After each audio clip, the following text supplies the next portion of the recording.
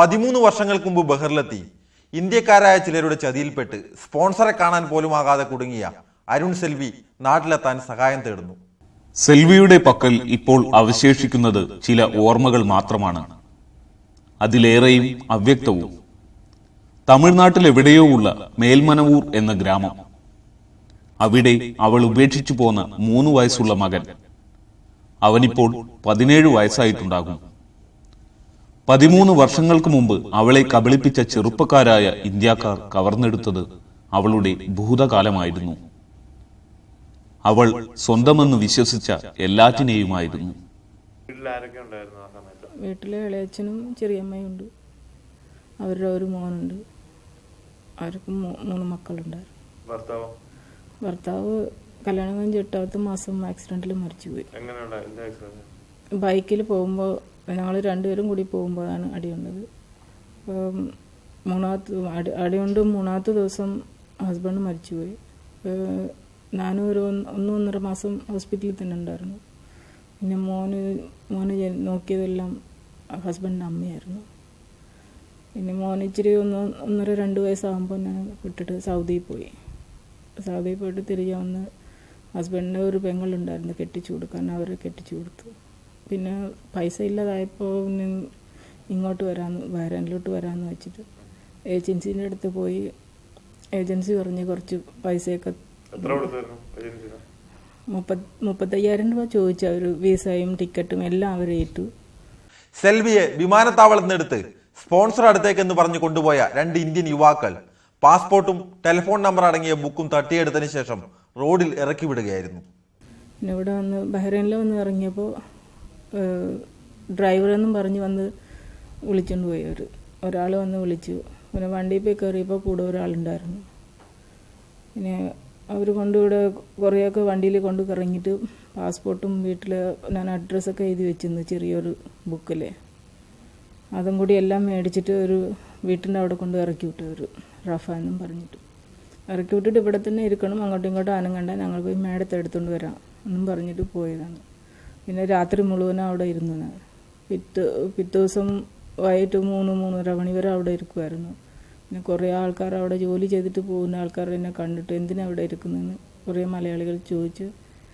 പിന്നെ അവരെ പറഞ്ഞ് ഇവിടെ ആരും താമസമില്ല, അതുകൊണ്ട് ഇവിടെ ഇരിക്കണ്ട, ഞങ്ങളോട് വാ, ഞങ്ങൾ സഹായിക്കാമെന്ന് പറഞ്ഞ് പോലീസ് സ്റ്റേഷനിലേക്ക് വിളിച്ചുകൊണ്ട്. സ്പോൺസറെയോ വിമാനത്താവളത്തിൽ നിന്ന് ഇവരെ കൂട്ടിക്കൊണ്ടുപോയവരെയോ സെൽവി പിന്നീട് കണ്ടിട്ടില്ല. 97 ഔട്ട് പാസ് വന്നിരുന്നു. അപ്പോൾ അവിടെ പോയി കുറേ ഞാൻ നടന്നപ്പോൾ അവർ ആപ്ലിക്കേഷൻ മേടിക്കത്തേ ഇല്ല എന്ന് പറഞ്ഞു. മേടിക്കത്തേ ഇല്ല, അതിലൊരു പ്രൂഫും ഇല്ല എന്ന് മേടിച്ചേ ഇല്ല.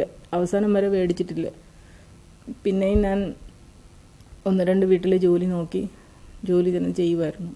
2001 പൊതുമാപ്പ് വന്നപ്പോൾ നാട്ടിലേക്ക് പോകാൻ ശ്രമിച്ചെങ്കിലും പാസ്പോർട്ട് നമ്പറിൽ വന്ന പിഴവ് കാരണം സാധിച്ചില്ല. പിന്നെ 2001 ഔട്ട് പാസ് വന്നപ്പോൾ പിന്നെയും ഞാൻ ആപ്ലിക്കേഷനൊക്കെ എഴുതിക്കൊണ്ട് അവിടെ ചെന്നപ്പോൾ അവർ പറഞ്ഞ് എന്തെങ്കിലും ഒരു പ്രൂഫ്, നിനക്ക് ഇന്ത്യനാണെന്ന് പറയാൻ 2 പേർ ആൾ പ്രൂഫ് ഉണ്ടെന്ന് പറഞ്ഞപ്പോൾ ഇവിടെ ജോലി ചെയ്യുന്ന ഗൾഫ് ഹോട്ടലിൽ ജോലി ചെയ്യുന്ന കൊച്ചുകുട്ടി മുതൽ അവർക്ക് എന്നെ അറിയാം. അപ്പോൾ അവരും മലയാളിയാണ്, പഠിച്ചതും വളർന്നതൊക്കെ തമിഴ്നാട്ടിലാണ്. അതെ. അപ്പോൾ എംബസി പറഞ്ഞു ഓക്കെ, ഇവർ പ്രൂഫ് തന്നിരുന്നത് കൊണ്ട് ഔട്ട് പാസ് തന്നു. അവർ തന്നിട്ട് അതും കൊണ്ട് ഇമിഗ്രേഷനിൽ ചെന്നപ്പോൾ ഇമിഗ്രേഷനിൽ പറഞ്ഞ് ഇത് തെറ്റാണ്, യാതൊരു ഉത്തരവും ഇല്ല, ഇവിടെ വന്നതിന് ഒരു റെക്കോർഡും ഇല്ല. ഞങ്ങൾ സംസാരിക്കുമ്പോൾ സ്റ്റുഡിയോയ്ക്ക് പുറത്ത് നവംബറിന്റെ മഞ്ഞു പെയ്തു തുടങ്ങിയിരുന്നു. മഞ്ഞിന്റെ സാന്ദ്രതയ്ക്കും അപ്പുറം പെയ്യുന്ന ചില ഓർമ്മകൾ. ഓർമ്മയിൽ തെളിയുന്ന മുഖങ്ങൾ അവ്യക്തമാകുന്നു. വേലൂർ. വേലൂരിലെ മേൽമനവൂർ എന്ന ഗ്രാമത്തിലാണ്. അതെ. പിന്നെ നിങ്ങളുടെ ഇളയച്ചന്റെ പേരെന്താണ്? മേഘനാഥൻ. ഇളയമ്മയുടെ പേരോ? മീനാക്ഷി. മകന്റെ പേരെന്താണ്? രാജ്കുമാർ. മകനിപ്പോ ആരുടെ കൂടെ താമസിച്ചു? മകന് ഞാനിവിടെ വരുമ്പോൾ ഹസ്ബൻഡിന്റെ അമ്മ കൊണ്ടുപോയി അവർ പഠിപ്പിക്കാം. അവരുടെ പേരെന്താണ്? മറിയം. അവർ ക്രിസ്ത്യനാണോ? അതെ. നിങ്ങളോ? ഹിന്ദുവാണ്, പക്ഷെ കല്യാണം കഴിച്ചപ്പോൾ എന്നെ ക്രിസ്ത്യനിലെടുത്താണ് കെട്ടിയത്. അവളുടെ പ്രതീക്ഷകളൊക്കെയും കെടുത്തി കടന്നുപോയ ആ ചെറുപ്പക്കാരുടെ മുഖം അവൾക്കിപ്പോൾ ഓർമ്മയില്ല. ഉണർന്നെഴുന്നേറ്റപ്പോൾ മറന്നുപോയ ഒരു സ്വപ്നം പോലെ എല്ലാം. Under the patronage of the embassy of India, Kerala Catholic association with Surya Bahrain chapter proudly presents Rhythm Night 2007 on Thursday, November 29th at Indian School Grounds, Issa Town. Atlanta Jewelers Desert Scan. Doctor K J യേശുദാസുമായുള്ള അഭിമുഖം കഴിഞ്ഞ എപ്പിസോഡിൽ ഞങ്ങൾ പ്രക്ഷേപണം ചെയ്തതാണ്. നിരവധി നല്ല പ്രതികരണങ്ങൾ ഞങ്ങൾക്ക് ലഭിച്ചു. ഇനി അതിൻ്റെ തുടർച്ച. പല യുവ ഗായികമാർ സ്റ്റേജിൽ പാട്ട് പാടുമ്പോൾ പെർഫോം ചെയ്താണ് പാട്ട് പാടുന്നത്. ദാസേട്ടനെ പോലെയുള്ള പഴയ തലമുറയിലെ അധിക ഗായകന്മാരും അത്തരത്തിലല്ല. എന്താണ് ഇത് തമ്മിലുള്ള വ്യത്യാസം? കൂടുതൽ ഞങ്ങളുടെ ഇതനുസരിച്ചിട്ട് പറയുകയാണെങ്കിൽ എനിക്ക് തോന്നുന്നത് പെർഫെക്റ്റ്, അതായത് ഇപ്പം നിങ്ങളെ തന്നെ ഞാനിങ്ങനെ കുലുക്കിയാൽ ഇങ്ങനെ ഒരു എന്ന് പറഞ്ഞുകൊണ്ടിരിക്കുന്നത്, that is it should be straight ലൈനായിട്ട് പോകണമെന്ന് നമ്മൾ ആഗ്രഹിക്കുമ്പോൾ നിങ്ങളെ ഞാനിങ്ങനെ ഒന്ന് ഇളക്കിയാൽ you can do it. That means നിങ്ങളുടെ ശരീരം കൂടുതൽ ഇളകുമ്പോൾ ശരീരം കൂടുതൽ ഇളകും. ശരീരം ഇളകേണ്ടതിനേക്കാൾ ഉപരിയായിട്ട് അങ്ങനെ വേണ്ടാത്ത തരത്തിലോ ഇളക്കം വരും. ആ ഇളക്കം വരുന്നത് ചിലപ്പോൾ അത് ദോഷം ചെയ്തെന്ന് വരും. അപ്പം നിലനിൽക്കാതെ നിശ്ചലമായിട്ട് നമ്മൾ ചേർന്ന് ലയിച്ചു പോകേണ്ടതിന് ലയത്തിന് വ്യത്യാസം വരും. മറ്റൊരു കമ്പാരിറ്റീവ് ഇത് സ്റ്റഡി ചെയ്യുമ്പോഴാണ് അത് വരുന്നത്.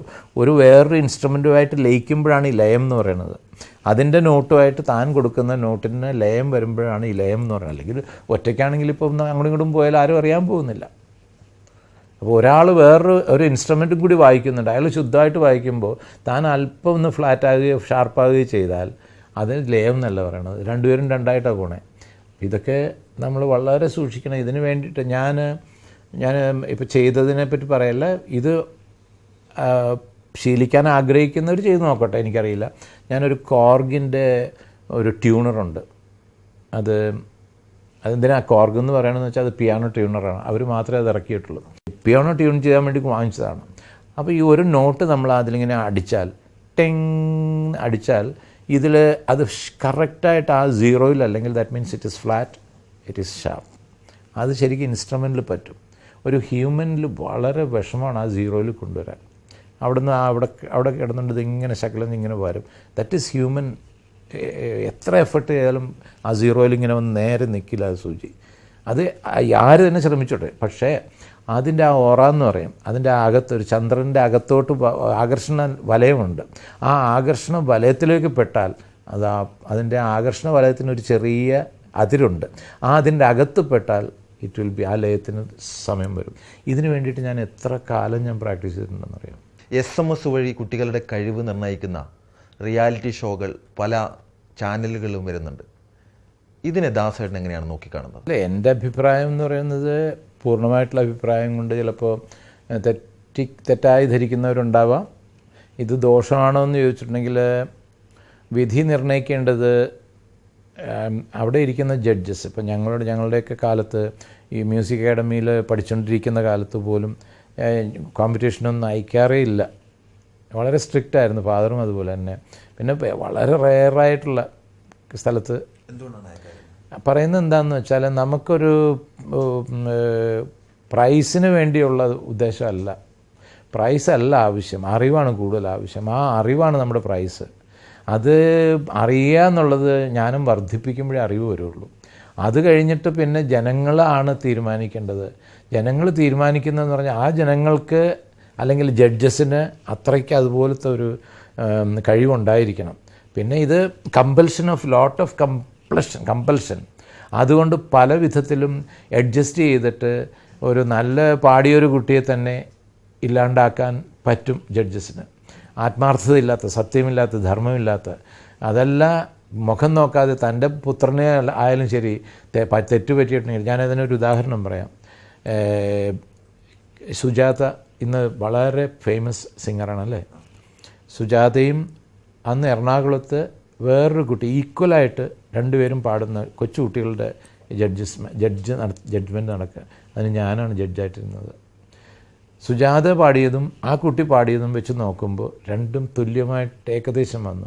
പക്ഷേ അവിടെ ജഡ്ജ്മെൻറ്റിൽ എന്താണെന്ന് വെച്ചാൽ സുജാതയ്ക്ക് പെട്ടെന്ന് എന്ന് പറഞ്ഞിട്ട് എന്തോ ഒരു ഇത് വന്നിട്ട് അവളൊരു ബ്രേക്ക് വന്നുപോയി നാച്ചുറലായിട്ടെന്ന് പറഞ്ഞാൽ അത് അവൾ ഉദ്ദേശിച്ചില്ല. പെട്ടെന്ന് എന്തോ ഒരു ഇക്കിള് പോലെ വന്നിട്ട് അതൊരു സ്പോട്ട് ഇതായിരുന്നു.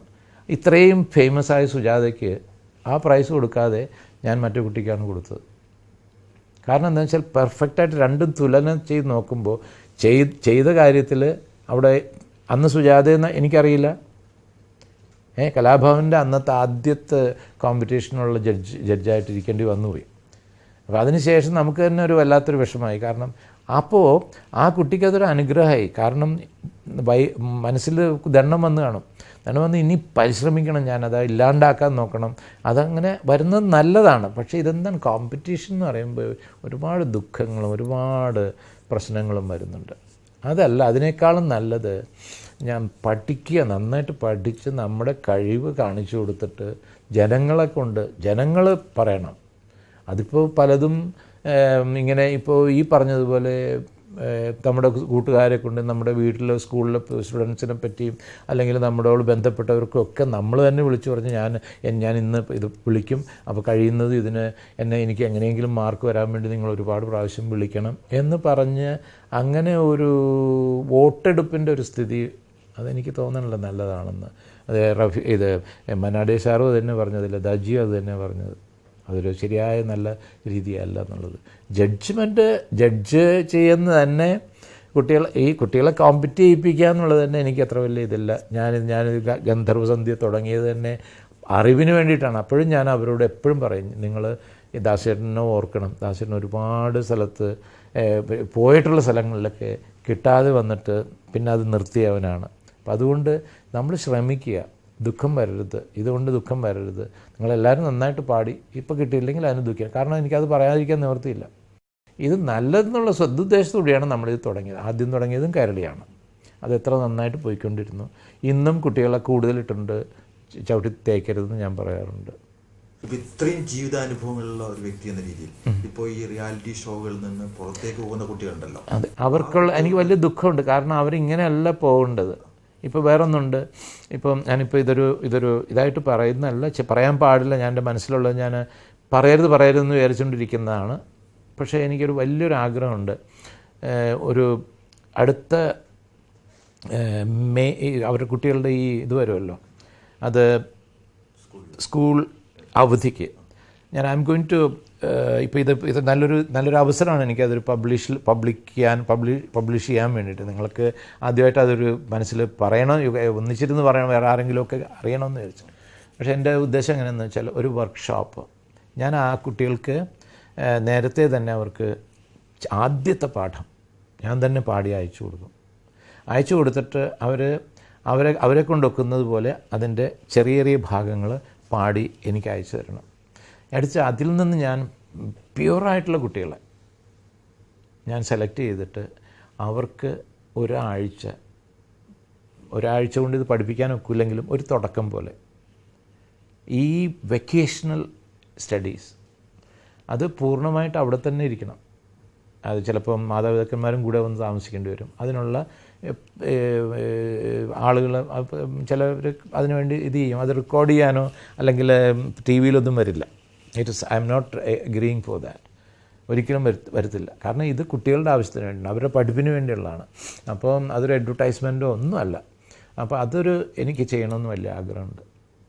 അപ്പോൾ അവിടെ ജെനുവിനായിട്ടുള്ളതിൽ ഇപ്പോൾ ആരെയും രണ്ടുപേരുടെ അഭിപ്രായമോ എനിക്ക് തോന്നണം അത് ഇവൻ നന്നായിട്ട് പാടും. എൻ്റെ മക്കളിൽ തന്നെ 3 പേരിൽ ഒരാളെ മാത്രമേ, എൻ്റെ ഫാദറും അത് തന്നെ, 5 പേരും ഇന്ന് ഈ പാടുന്ന കുട്ടികളെ പോലെയൊക്കെ എൻ്റെ അനിയത്തിയൊക്കെ പാടാനൊക്കെ ശ്രമിച്ചിരുന്നെങ്കിൽ.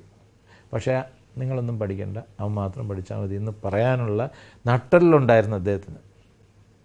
ഇപ്പം ഞാൻ പറയുന്നത് മനസ്സിലായല്ലോ, ആ നട്ടലെന്ന് പറഞ്ഞതിനൊരു ഇതുണ്ട്. അതുകൊണ്ട് ഞാൻ അഭിമാനിക്കുകയല്ല എന്നെ മാത്രമല്ലേ സെലക്ട് ചെയ്തത്, അതല്ല. നോക്കണം കുട്ടികളുടെ മക്കൾക്ക്. ഞാൻ എപ്പോഴും പറയുന്ന കാര്യം, മക്കൾക്ക് എന്താണ് അവരുടെ അഭിരുചി, ആ അഭിരുചിക്ക് അനുസരിച്ച വിധത്തിൽ നമ്മൾ വിദ്യാഭ്യാസവും ചെയ്ത് കൊടുപ്പിക്കുകയാണെങ്കിൽ തങ്കം പോലെ അവർ ഷൈൻ ചെയ്യും, അല്ലെങ്കിൽ ഡയമണ്ട് പോലെ അവർ ഷൈൻ ചെയ്യും.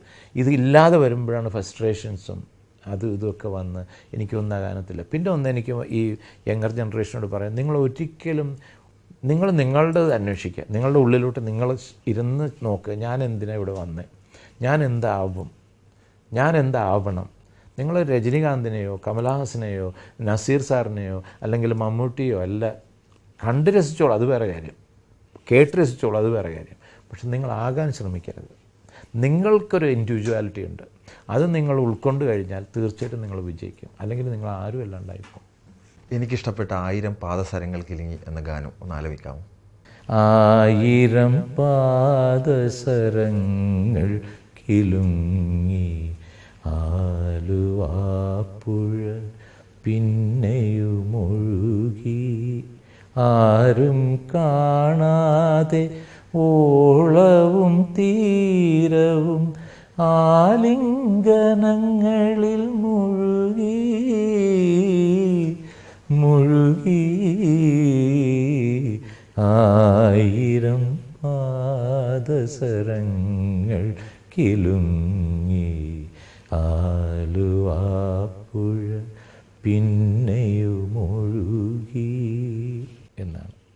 അത് ഒരുപാട് പേര് കേട്ട് ആസ്വദിച്ചാണ്. അപ്പം അതിന് ഒരു ചെറിയ അക്ഷരം മാറ്റേണ്ടിയിരിക്കണു എന്ന് പറയുമ്പോൾ വയലാറിൻ്റെ അക്ഷരം മാറ്റുമോ എന്ന് ചോദിച്ചേക്കാം. അല്ല, ഇപ്പോഴത്തെ നിലവാരത്തിന് അവിടുത്തെ കമ്പനികൾ നമ്മുടെ സുന്ദരിയായ ആലുവ പുഴയെ നശിപ്പിച്ചതിന് 1000 പാദസരങ്ങൾ കിലുങ്ങി ആലുവാപ്പുഴ പിന്നെയുമൊഴുകുമോ എന്ന് മാത്രമേ.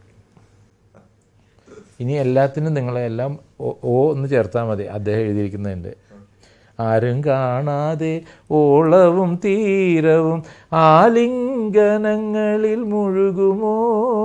ഇനി എല്ലാം ആക്കിക്കോളൂ. ഇതാണ് ഇപ്പോഴത്തെ ക്വസ്റ്റ്യൻ. എന്താണെന്ന് വെച്ചാൽ ഈ നമ്മൾ കേക്കൊക്കെ ഉണ്ടാക്കില്ലേ, പല കളറൊക്കെ ഇട്ടിട്ട് ആ സ്ഥിതി ആയിട്ടുണ്ട് അവിടുത്തെ വെള്ളം. കെമിക്കൽസ് ഇങ്ങനെ വന്നിട്ട്. ഇത് വാസ്തവത്തിൽ ഇതിൻ്റെ എന്താണ് എൻവയറമെൻറ്റിന് കുറേ ഉദ്യോഗസ്ഥന്മാരുണ്ട്. അവരുടെ അശ്രദ്ധ കൊണ്ടാണോ ഇത് അതിനെ മറ്റുള്ളവർക്ക് കൈക്കൂലി കൊടുത്തിട്ട് ഈ കമ്പനിക്കാർ വേണ്ടിയത് ചെയ്യാത്തത് കൊണ്ടാണോ ഇന്ന് അവിടെ താമസിക്കുന്നവർക്ക് പോലും രോഗങ്ങളും ആ വെള്ളത്തിൽ ഒരു മത്സ്യമില്ല, നമ്മുടെ വളരെ റെയറായിട്ടുള്ള മത്സ്യങ്ങൾ പോലും നശിച്ചിട്ടുണ്ട്. അപ്പോൾ ഇതൊക്കെ നമ്മൾ ശ്രദ്ധിക്കണം. Under the patronage of the Embassy of India, Kerala Catholic Association with Surya Bahrain Chapter proudly presents Rhythm Night 2007 on Thursday, November 29th at Indian School Grounds, Issa Town. Atlanta Jewelers Desert Scan. Kerala ഗവൺമെന്റിന്റെ പുതിയ tourism പദ്ധതികളെക്കുറിച്ച് tourism മന്ത്രി കോടിയേരി ബാലകൃഷ്ണൻ വാർത്താ സമ്മേളനത്തിൽ വിശദീകരിച്ചു. Grand Kerala festival പ്രചരണത്തിന്റെ ഭാഗമായി Bahrain സന്ദർശിച്ച tourism ആഭ്യന്തരമന്ത്രി കോടിയേരി ബാലകൃഷ്ണൻ പങ്കെടുത്ത വാർത്താ സമ്മേളനം പ്രമുഖ വ്യവസായി രവി പിള്ളയുടെ ഗസ്റ്റ് ഹൌസിൽ നടന്നു. ടൂറിസം വികസന corporation managing director KG Mohandas, വ്യവസായ വാണിജ്യ പ്രിൻസിപ്പൽ സെക്രട്ടറിയും ഫെസ്റ്റിവൽ ജനറൽ കൺവീനറുമായ T Balakrishnan, KTDC chairman Cherian Philip, festival director KN Satheesh എന്നിവർ പങ്കെടുത്തു.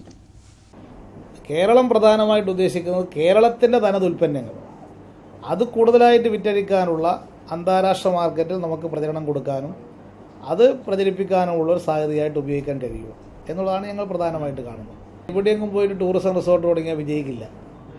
അതിനുള്ള സാധ്യതാ പഠനം നടത്തി എവിടെയാണ് നടത്തുന്നത് പരിശോധിച്ചുകൊണ്ട് നടത്തുന്ന സ്ഥലത്തൊന്നും വലിയ വിജയമാണ്. ഒരു സ്ഥലത്തും പ്രശ്നമില്ല. എവിടെയും കൊണ്ടുപോയിട്ട് നിങ്ങൾ ടൂറിസം എന്ന് പറഞ്ഞിട്ട് കെട്ടിയാൽ അത് വിജയിക്കില്ല. അപ്പോൾ അതുകൊണ്ടൊരു കേരളത്തിലൊരു മാസ്റ്റർ പ്ലാൻ തയ്യാറാക്കുന്നുണ്ട്. ഇന്ന സ്ഥലത്ത് ഇന്ന പദ്ധതികളാകാം. ആ പദ്ധതികൾ ഏറ്റെടുക്കാൻ തയ്യാറുള്ള ഇൻവെസ്റ്റേഴ്സിനെ പ്രോത്സാഹിപ്പിക്കാം. Nasser Al Hajri corporation managing director Ravi Pillai കേരളത്തിൽ തുടങ്ങുന്ന പുതിയ സംരംഭങ്ങളെക്കുറിച്ച് സംസാരിച്ചു. കേരളത്തിൽ ഒരു 5 സ്റ്റാർ ഹോട്ടലും ഒരു ഹോസ്പിറ്റലും ആരംഭിക്കാൻ പദ്ധതിയുള്ളതായി രവി പിള്ള വാർത്താ സമ്മേളനത്തിൽ അറിയിച്ചു. ഒരിക്കൽ രവി പിള്ള ഞങ്ങൾക്ക് അനുവദിച്ച അഭിമുഖത്തിൽ ഏകദേശം 10,000-ൽ പരം തൊഴിലാളികൾക്ക് നൽകിയ ജോലി വാഗ്ദാനം ഇവിടെ പ്രസക്തമാകുന്നു. ആദ്യം 50 ആൾക്കാരെ വെച്ചാണ് ബിസിനസ് തുടങ്ങിയത്. ഇപ്പോൾ ഞങ്ങൾക്ക് 25,000 ആൾക്കാർ ഇപ്പോൾ വർക്ക് ചെയ്യുന്നുണ്ട്. ഇന്ത്യക്ക് വെളിയിൽ ഏറ്റവും കൂടുതൽ ഇന്ത്യക്കാർ ജോലി ചെയ്യുന്ന സ്ഥാപനം ഞങ്ങളുടെ കമ്പനിയാണ്.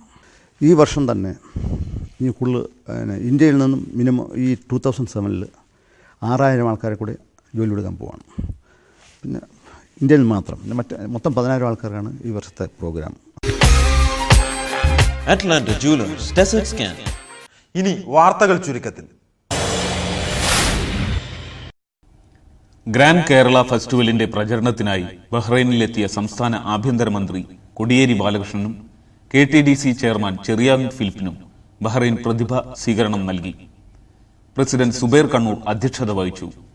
സെക്രട്ടറി PV നാരായണൻ സ്വാഗതം പറഞ്ഞു. വൈസ് പ്രസിഡന്റ് AV അശോകൻ, പ്രതിഭാ പ്രവർത്തകർ കൂടാതെ സാമൂഹിക സാംസ്കാരിക മേഖലയിലെ നിരവധി പേർ പങ്കെടുത്തു. ആർട്സ് സെക്രട്ടറി C സലീം നന്ദി പറഞ്ഞു. Indian national hotel services softball, football and hockey ടൂർണമെന്റിന്റെ ഉദ്ഘാടനം മുൻ ഫുട്ബോൾ താരവും ഇന്ത്യൻ ക്ലബ് മുൻ പ്രസിഡന്റുമായ ഫ്രാൻസിസ് ജോസഫ് നിർവഹിച്ചു. President Mathew Joseph, assistant general secretary Dileep തുടങ്ങിയവർ സന്നിഹിതരായിരുന്നു. 16 ഫുട്ബോൾ ടീമുകളും 12 ഹോക്കി ടീമുകളും മത്സരിക്കുന്ന ടൂർണമെന്റിന്റെ ഫൈനൽ മത്സരം നവംബർ 29 നടക്കും. Football and hockey to open. The chief guest of this evening, the general manager, all the dignitaries on the dais for an official introduction at the toss by Mr. Francis Joseph. Good to go.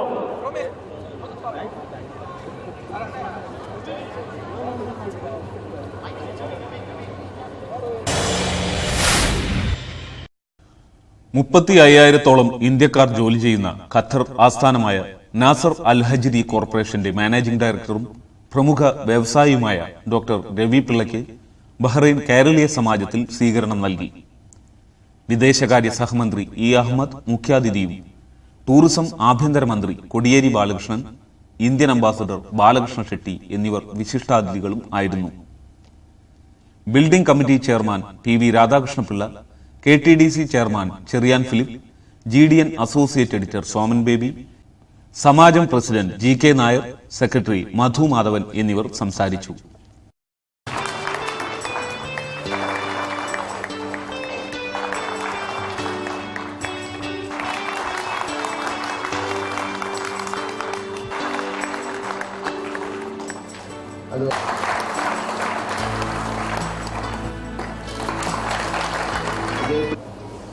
അറുപതാം വാർഷികം ആഘോഷിക്കുന്ന Bahrain കേരളീയ സമാജത്തിന് കേരള ഗവൺമെൻറ്റിൻ്റെ ആശംസകൾ ഞാൻ ആദ്യമായി അർപ്പിക്കുന്നു.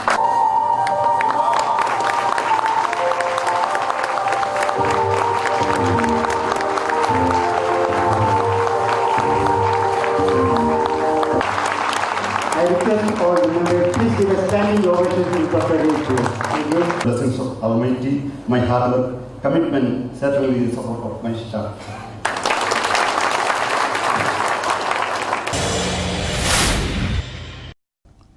ബഹ്റൈനിലെ നാടകരംഗത്ത് പ്രവർത്തിക്കുന്ന കലാകാരന്മാരെ അണിനിരത്തിക്കൊണ്ട് വടകര സഹൃദയവേദി ഒരുക്കുന്ന പ്രശസ്ത നാടകകൃത്ത് ജയൻ തിരുമനയുടെ അമ്മത്തൊട്ടിൽ എന്ന നാടകത്തിന്റെ റിഹേഴ്സലിന് തുടക്കം കുറിച്ചുകൊണ്ടുള്ള പൂജാകർമ്മം അഡ്വക്കേറ്റ് PM സുരേഷ് ബാബു നിലവിളക്ക് കൊളുത്തിക്കൊണ്ട് നിർവഹിച്ചു. ജനുവരി ആദ്യവാരത്തിൽ അരങ്ങേറുന്ന നാടകത്തിന്റെ പൂജാകർമ്മത്തിന് പ്രസിഡന്റ് രാമത്ത് ഹരിദാസ് അധ്യക്ഷത വഹിച്ചു. നാടക സംവിധായകൻ വിൻസെന്റ് കൊടുങ്ങല്ലൂർ, R. പവിത്രൻ, CK അഹമ്മദ്, മനോജ് മയ്യന്നൂർ, ഉദയൻ മൂടാടി, കീഴത്ത് സുരേന്ദ്രൻ, സജീവൻ പാക്കയിൽ, ശിവകുമാർ എന്നിവർ നേതൃത്വം നൽകി. ചടങ്ങിൽ ബഹ്റൈനിലെ സാമൂഹിക സാംസ്കാരിക രംഗത്ത് പ്രവർത്തിക്കുന്ന നിരവധി പ്രമുഖർ പങ്കെടുത്തു. നാടകാവതരണത്തിന് സ്പോൺസർമാരിൽ നിന്നും സമാഹരിക്കുന്ന മുഴുവൻ തുകയും അവശത അനുഭവിക്കുന്ന പാവപ്പെട്ട ക്യാൻസർ രോഗികളെ സഹായിക്കാൻ വിനിയോഗിക്കുമെന്ന് പ്രസിഡന്റ് രാമത്ത് ഹരിദാസ് അറിയിച്ചു. Atlanta Jewelers Desert Scan. Atlanta jewellery desert സ്കാനിന്റെ ഈ എപ്പിസോഡ് പൂർണ്ണമാകുന്നു. നിങ്ങളുടെ അഭിപ്രായങ്ങളും നിർദ്ദേശങ്ങളും അറിയിക്കുക. kairali bahran@gmail.com